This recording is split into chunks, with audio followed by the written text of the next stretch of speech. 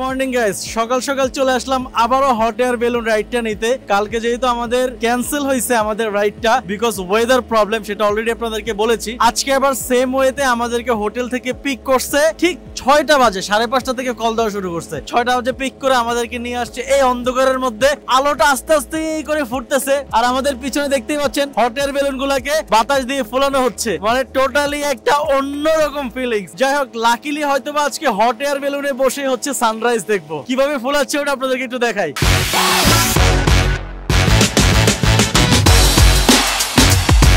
So guys, আমাদের balloon একদম ready হয়ে গেছে, তো এখন হচ্ছে আমরা ফ্লাই করব। Let's go.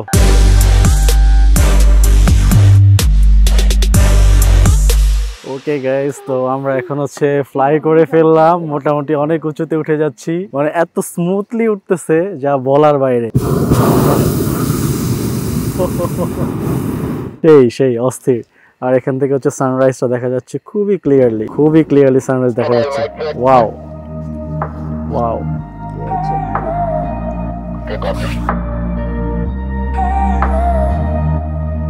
Guys, hot air বেলুনে বসে এরকম একটা সানরাইজ মর্নিং এ দেখা, এটা সৌভাগ্য হয়ে গেল।